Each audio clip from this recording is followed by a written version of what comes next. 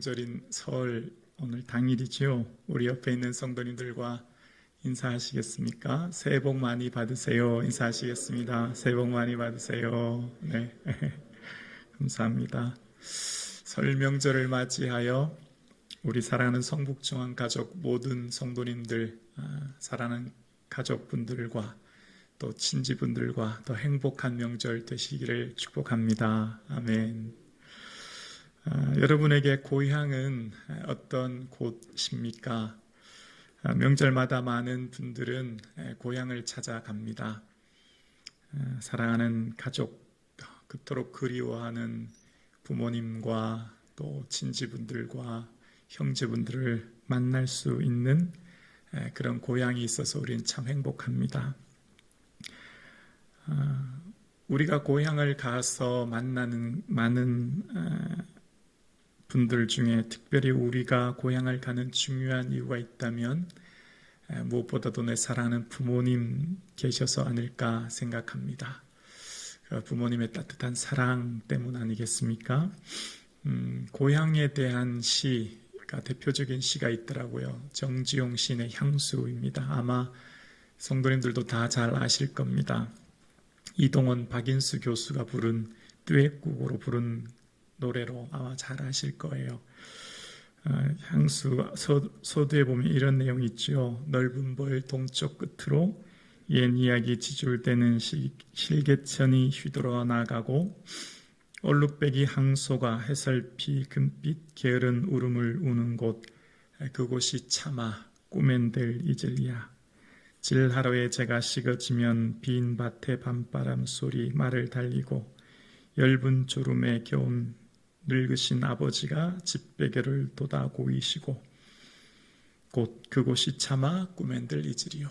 시의 중요한 부분, 아마 감동되는 건 부모님 계신 곳, 또 누이가 있는 곳, 그 시에 등장하는 많은 내용이 따뜻한 부모님의 사랑을 느낄 수 있는 시죠.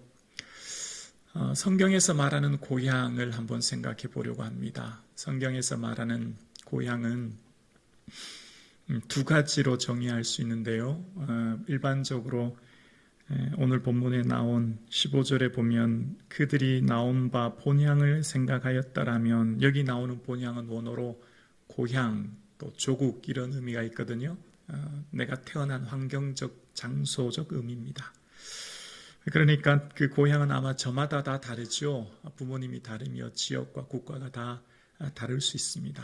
아브라함이 태어난 갈대아 우르는 수메르 왕국의 수도였기 때문에 경제적으로 매우 번영했던 도시입니다. 바벨론 문명의 시발점이었고, 번영한 문명을 앞두고 그 거대한 도시 문명에서 그는 태어났다고 볼 수 있습니다. 그런데 두 번째 고향, 아니 본향이라고 할 수 있습니다. 돌아갈 곳, 그것은 바로 성경에 나오는 두 번째 16절에 나오는데요. 그들이 이제 더 나은 본향을 사모하니 곧 하늘에 있는 것이라. 첫 번째 태어난 고향은 우리가 눈에 보이는 것이라면 두 번째 본향은 보이지 않는 하늘에 있습니다. 일반적으로 하늘은 성경에서 말할 때 물리적인 공간인 구름이 떠다니고 새가 날아다니는 파란 하늘을 말하는 경우와 함께, 또 하나는 하늘을 이야기할 때 하나님이 계신 곳을 이야기할 때 하늘이라고 합니다. 그래서 우리는 하늘에 계신 우리 아버지라고 표현하지요. 하늘은 모든 곳에 존재하신 분입니다. 무소부재하시죠. 그런데 하늘이라고 하는 상징을 둠으로써 모든 땅에서 하늘을 볼 수 있듯 하나님이 모든 것을 보고 계신다는 그런 의미가 있는 것이죠. 그러니까 하늘은 우리가 가야 될 본향을 이야기하는 것을 보게 되어집니다. 그 하늘은 바로 하나님 나라이며 바로 천국을 말할 수 있지요. 본향이라고 하는 원어의 뜻, 헬라의 뜻은 파트리스라는 뜻인데, 이 고향의 원어의 이 단어의 원어는 기본형은 파테르에서 나왔습니다. 파테르는 아버지라는 뜻입니다. 아버지. 그러니까 고향은, 그것이 고향이 될 수 있었던 것은 그곳에 누가 있기 때문이죠? 아버지가 계시기 때문입니다. 우리의 고향은 하나님 아버지, 하늘 아버지가 계시고 또 우리가 그토록 그리워하는, 정말 간절히 기대하는 예수님 계신 그 천국이 우리에게 있는 곳이죠. 그러니까 고향은 제각각이라도 본향은 딱 한 가지로 귀결될 수 있는 것입니다. 사랑하는 예수 그리스도, 정말 지금은 거울로 보는 것 같이 희미하게 예수님을 알고 있지만 그날에는 얼굴과 얼굴을 대면하여 뵙고, 지금은 우리가 부분적으로 주님을 알지만 그때는 주께서 우리를 아시는 것 같이 온전하게 될 그날을 사모하고 그날을 그리워하는, 그날을 설렘 속에 이 땅을 살아가는 저와 여러분 되실 수 있기를 주 이름으로 축원합니다. 정말 그날을 생각하면 기대되지 않습니까? 마음이 설레지 않습니까? 정말 우리가 그토록 원했던 나의 예수님을 얼굴을 대면하여 볼 그날이 우리에게는 곧 있다고 하는 것이 얼마나 감사한지 모릅니다. 히브리서의 특징 한 가지는 보이지 않는 세계를 추구하는 것입니다. 노아는 보이지 않는 일의 경고하심을 바라 방주를 예비했고요. 아브라함은 갈 바를 알지 못하고 나아갔습니다. 노아는 보이지 않는 자를 보는 것 같이 하여 참았습니다. 믿음의 세계의 특징 한 가지는 보이지 않는 세계를 바라보고 나아가는 것.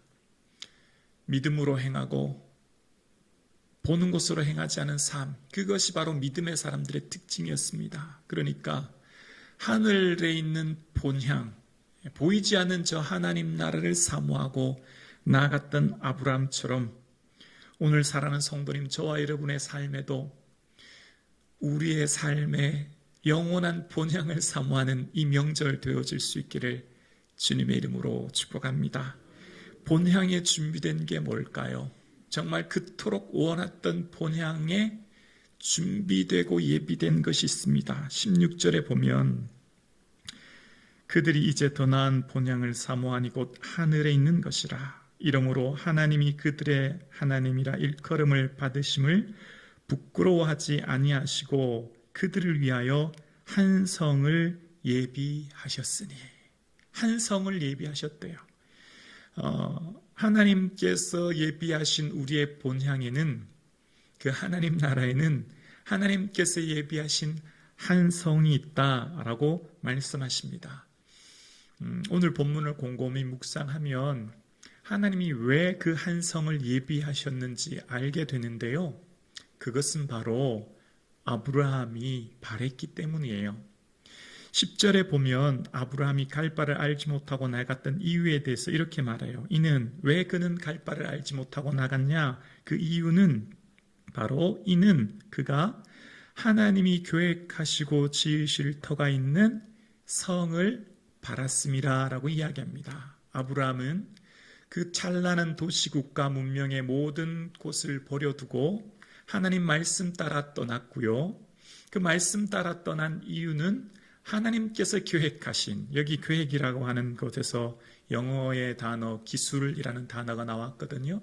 그 하나님께서 계획하시고 하나님께서 디자인하시고 하나님의 기술로 하나님의 온갖 정성을 들여 만든 그 하나님의 놀라운 영광의 성이 있다라는 것을 아브라함은 믿었기 때문에 아브라함은 갈 바를 알지 못하고 나왔다는 겁니다. 요즘 기사를 보면 여러분 네옴시티 들어보셨죠? 사우디아라비아의 빈살만 왕세자가 한 600조를 만들어서 사막 위에 유토피아를 건축한다고 하지 않습니까? 600조 엄청난 돈을 들여서 최첨단 도시를 만든다는 겁니다. 사람들이 만든 도시와 비교할 수 있겠습니까? 하나님이 디자인하시고 하나님이 계획하시고 하나님이 만든 그 성이 있다고 하는 것을 아브라함은 바라보았다는 것입니다. 하나님이 계획하시고 디자인하신 것, 우리의 상상을 불허할 것입니다. 우리가 무엇을 기대하든 그것의 100배, 1000배, 만배의 놀라운 그 영광과 은혜가 있는 곳, 그것이 바로 하나님 계획하신 성 아니겠습니까? 그러니까 아버지 하나님의 부르심을 받은 아브라함, 갈 바를 알지 못하고 갔던 이는 왜 그렇게 갔냐면 하나님이 계획하신 성이 있음을 믿었기 때문에, 그리고 그 아브라함의 믿음대로 하나님은 더 나은 본향을 하늘에 준비하셨는데 그것은 바로 한 성을 예비하셨다고 이야기합니다. 하나님 부르신 더 나은 본향을 나아가는 아브라함은 과거의 삶, 과거의 그 찬란한 도시 문명 갈대아 우르로 돌아갈 수도 있었습니다. 15절에 보면 그들이 나은 본향을 생각하였다라면 돌아갈 기회가 있었다라고 이야기합니다. 아브라함은 어쩌면 자신의 삶의 편안함과 또 생명과 재산을 지켜줄 수 있는 과거의 고향으로 돌아가는 것이 더 안전하고 그의 삶에 더 모든 것에 더 유익할 수도 있었다는 것을 그는 알지만, 그러나 그는 돌아가지 않습니다. 돌아갈 기회가 있었지만 그는 더 나은 본향을 향해 나아가는 삶이었습니다. 아브라함이 떠난 이유는 더 나은 직장을 가지려고 하거나 더 나은 자녀 교육을 위해 떠났거나 더 나은 명예와 권력을 가지려고 떠난 것이 아니라 말씀 따라 하나님 예비하신 것을 바라보며 떠났고, 그 떠난 아브라함은 도시를 떠나 광야의 삶을 시작합니다. 도시의 편안함과 안락함, 모든 편의시설을 갖추었던 그곳을 떠나 광야의 삶을 시작합니다. 하나님 부르심을 받은 그의 삶은 기근을 만나기도 했고요. 그것 때문에 먼 애굽까지 가야만 했고, 돌아왔을 때는 롯이 잡혀가는 전쟁에 참여하는 어려움도 겪게 되었습니다. 그런 아브라함의 인생을 한마디로 정의하면 나그네의 인생이었습니다. 13절에 보면 아브라함의 삶을 이렇게 이야기합니다. 이 사람들은 다 믿음을 따라 죽었으며 약속을 받지 못하였으되 그것을 멀리서 보고 환영하며 또 땅에서 외국인과 나그네임을 증언하였으니. 아브라함은 도시 시민권자였습니다. 그러나 그는 이제 고향을 떠남으로, 그 도시 국가를 떠남으로 나그네의 인생이 시작되었습니다. 아브라함은 찬란한 도시의 유익함을 누릴 수 있었습니다. 그러나 그는 광야를 향해 나아갑니다. 그의 삶은 염려와 두려움의 광야를 걸어가는 삶이었습니다. 나그네 인생 하면 오늘날 우리가 제일 쉽게 이해될 수 있는 것이 아마 외국인 근로자다 저는 생각합니다. 여러분, 낯선 땅 와서 고생하는 외국인 근로자들 기사를 보면 그분들은 참 임금을 제때 받지 못하거나 또 몸이 다쳐도 제대로 치료받지 못했다는 얘기를 우리가 종종 듣지 않습니까? 정말 낯선 땅, 이방 땅에서 그 서름을 겪는 것을 보게 되었습니다. 아브라함은 이처럼 낯선 나그네의 삶을 살았다는 것입니다. 그런데 그 나그네가 누굴까요? 바로 우리가 나그네입니다. 우리는 이 세상 살이가 영원한 나그네의 삶을 살아갑니다. 여러분, 태어난 곳이 어디이시든 우리의 본향은 하나님 나라이며 이제 그 나라를 향해 걸어가는 나그네의 삶이 시작된 거예요. 아브라함도 그는 그의 삶을 나는 당신들 중에 나그네요 거루하는 자니다 고백했던 것처럼 우리도 우리의 인생은 이 땅이 나그네입니다. 왜 그럴까요? 이 땅에서 영원히 살 수 있는 사람은 아무도 없습니다. 한 50년, 60년 후까지 이 자리에서 예배 드릴 수 있는 분이 과연 몇 분 계실까요? 우리는 결국 이 땅은 잠시 잠깐 거할 뿐 영원한 본향을 향해 나아가는 나그네의 삶입니다. 모든 것은 썩고 사라지고 없어질 것인데 우리의 영원한 본향으로 나아가는 그 본향을 향해 가는 우리의 삶은, 하나님 나라를 사모하며 살아가는 삶은 이 땅에 소망을 두며 사는 인생이 아니라 하나님 나라 소망 두며 살아갈 수 있기를 주의 이름으로 축원합니다. 사랑하는 성도님, 나그네의 인생은 외롭고 고독하고요. 인생을 살아가는 삶의 기근을 만날 수도 있습니다. 예수 믿는 우리의 삶, 성도로 부름받은 우리의 삶은 우리의 삶이 무척 곤고하고 고독하고 어려울 수도 있습니다. 아브라함이 부르심을 받은 삶의 여정은 기근을 만나고 전쟁을 만나고 어려움을 만났듯이 우리의 믿음의 여정 또한 어려움과 고난이 있을 수도 있습니다. 그러나 우리의 삶에 분명한 것 한 가지가 있습니다. 우리는 믿음으로 살아가는 자들입니다. 믿음은 무엇입니까? 히브리서에 나타나는 믿음의 두 번째 특징은 더 나은 것을 추구하는 삶입니다. 더 나은 것을 추구하며 바라보는 삶. 오늘 본문 16절에 아브라함의 고백, 모든 믿음의 사람들의 고백이 등장하는데요. 16절에 보면 그들이 이제는 더 나은 본향을 사모하니 곧 하늘에 있는 것이다 라고 이야기합니다. 믿음은 더 나은 것을 추구하는 것입니다. 현재의 삶을 유지하고 현재의 삶을 누리며 살아가는 자들이 아니라 현재의 모든 것을 뛰어넘어 더 나은 믿음의 세계를 향해 나아가는 자들이죠. 더 나은 환경, 더 나은 조건, 더 나은 형편을 추구하는 게 아니고요. 더 나은 믿음, 더 깊은 사랑, 더 넓은 인내를 추구하며 나아가는 자가 바로 성도이지요. 우리의 삶입니다.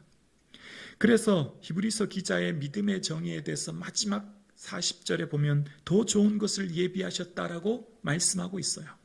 하나님이 준비하신 더 좋은 것을 예비하는 삶을 바라보며 사는 삶이 믿음이라는 거예요. 지혜가 무엇입니까? 잠언 16장에 보면 지혜를 얻는 것이 금을 얻는 것보다 얼마나 나은고 명철을 얻는 것이 은을 얻는 것보다 더욱 낫느니라 라고 이야기합니다. 지혜는 금보다 낫고 명철은 은보다 낫다는 것입니다. 지혜는 무엇입니까? 더 나은 것을 바라보는 거예요. 해야 될 것과 하지 말아야 될 것, 가야 될 것과 가지 말아야 될 것, 먼저 해야 될 것과 나중에 해야 될 것을 분별하는 것이죠. 더 나은 것을 추구하는 것이 지혜라는 것이죠. 그러면 이 땅의 인생을 살아가는 믿음의 성도의 더 나은 것은 무엇일까요?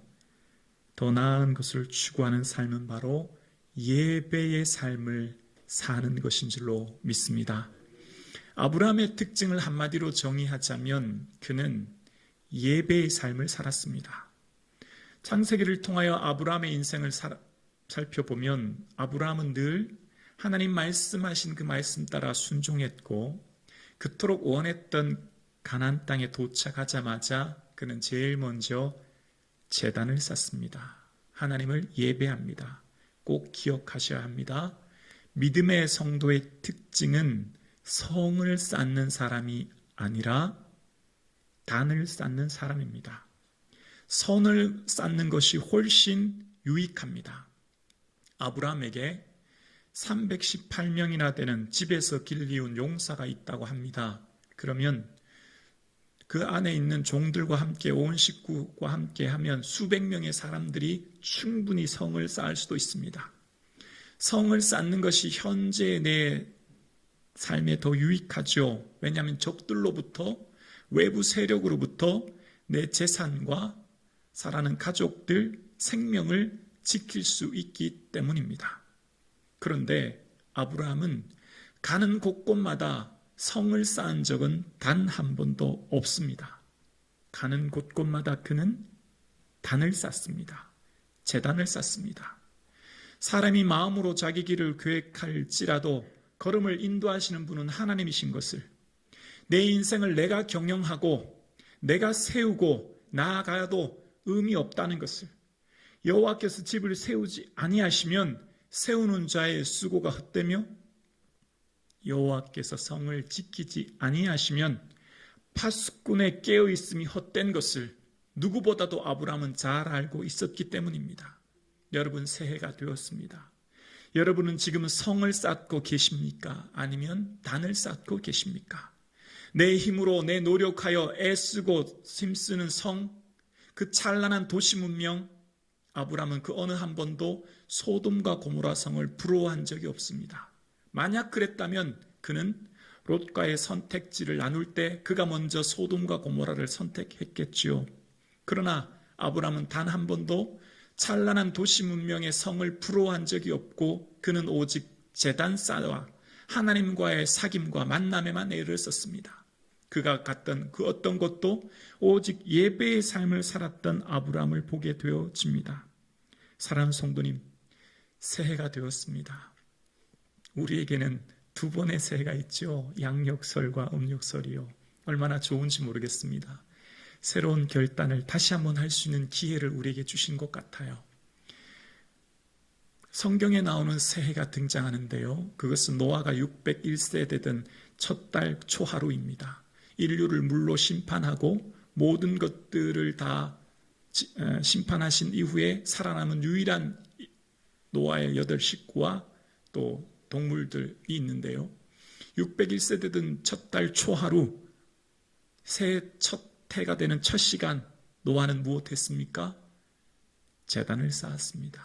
예배를 드렸습니다. 여러분, 인생의 주춧돌을 무엇으로 놓으시렵니까? 제단 쌓아 우리의 인생의 주춧돌이 예배의 제단이 되어질 수 있기를 주의 이름으로 축원합니다. 예배의 주춧돌을 놓지 않고 그 주초를 반석 위에 두지 않으면, 예수 그리스도께 두지 않으면 모래 위에 지은 성과 같아 쉬 무너지며 사라질 것입니다. 기억하셔야 합니다. 우리의 마지막은 무엇으로 끝날까요? 우리의 인생도 어쩌면 맨 마지막 인생이 결국은 예배입니다. 요한계시록 5장에 보면 하나님 나라에서 모든 사람들이 어린 양 대신 예수 그리스도를 찬송하게 되지요. 요한계시록 5장에 보면 모든 피조물들이 이르되 보좌에 앉으신 이와 어린 양에게 찬송과 존귀와 영광과 권능을 세세토록 돌릴지어다. 우리의 인생의 마지막도 결국은 영원히 해야 될 일은 하나님을 찬송하며 예배하는 것입니다. 우리가 하나님 나라에서 하는 모든 일들, 이 땅에서의 믿음도 그치고 소망도 그치고 우리의 모든 은사도 그치고 기도도 그칠 것입니다. 그것은 이 땅 살아가는 동안만 할 거예요. 결국 저 천국 하나님 나라에서 하는 일은 예배하는 거죠. 사랑하는 성도님, 성전 예배가 세워질 때 삶의 예배에서 영향력이 드러납니다. 성전 예배가 온전히 세워질 때 몸으로 하나님께서 기뻐 받으시는 산 제사의 영적 예배가 드려지는 거예요. 예배는 우리 인생 전체가 예배 아닙니까? 성전에서 드리는 이 1시간의 예배가 세워지면 일주일의 삶에 하루 24시간이 온전히 주께 드려질 수 있는 예배의 삶이 회복되는 것이죠. 예배는 무엇입니까? 주님을 만나는 성전 예배를 통하여 삶의 예배로 예수님 보여주는 삶을 사는 것 아니겠습니까? 그러니까 우리의 삶에 여러분 더 나은 본향을 준비하는 것 무엇일까요? 바로 예배입니다. 예배가 더 나은 본향을 준비하는 우리의 삶의 모습, 그것이 바로 예배의 삶인 것이죠. 하나님 기뻐하고 즐거워하고 사랑하는 것, 정말 그토록 그리워하는 예수님, 언젠가 만날 저 천국에서 마라나타 주 예수님 언제 오실지 우리는 알 수 없지만 도적과 같이 오실 그 주님 기다리며 우리는 뭐 한다고요? 예배의 삶을 사는 것이죠. 사랑하는 성도님, 모든 사람들은 제각각 이 땅에서의 자기 성을 쌓습니다. 성을 쌓기 위해 분주합니다. 그래서 고린도전서에 보면 사람들은 금이나 음이나 보석이나 나무나 짚으로 터 위에 세웁니다. 그런데 그 터 위에 세운 공적이 불로 말미암아 그 업적을 검증하게 되지요. 그러면 그 만든 업적, 그 작품이 그대로 남아있으면 성을 받지만 다 사라져버리면 손해볼 것이라고 이야기하는 것을 우리는 기억합니다. 그리고 중요한 것을 그 다음 구절에 얘기해요. 모든 사람은 자기 자신의 성과 그 업적을 쌓기 위해 노력하는데 결국 그것은 불로 말미암아 검증될 것인즉 기억하라는 거예요. 뭘 기억하라고요? 너희가 하나님의 성전인 것과 하나님의 성령이 너희 안에 거하시는 것을 알지 못하느냐 말씀하십니다. 우리의 몸은 곧 성전이라는 거예요. 하나님의 성령이 거하시는 성전입니다. 성전은 무엇하는 것입니까? 예배하는 것이죠. 주님을 경배하는 것이죠. 송축하는 것이죠. 우리는 우리의 몸으로 주님을 예배하며 살 수 있는 은혜가 저와 여러분의 삶 가운데 있어질 수 있기를 주의 이름으로 축원합니다. 사랑하는 성도님, 새해가 시작되었습니다. 여러분의 삶에 딱 한 가지 소원만, 말하라고 한다면 여러분 무엇을 이 시간 구하시겠습니까? 바로 예수 믿고 천국 가는 은혜인 줄로 믿습니다. 사랑하는 성도님, 오늘 예배 드리시는 사랑하는 성도님들에게 하나님 부르시는 마지막 그 순간까지 이 전에 나와 예배 드릴 수 있는 은혜가 있기를 주의 이름으로 간절히 축복합니다.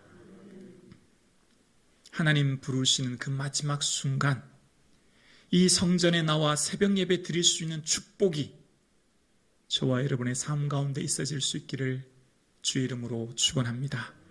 내 평생의 삶의 인생 전체가 하나님께 드려지는 예배가 되어질 수 있기를 주의 이름으로 축원합니다.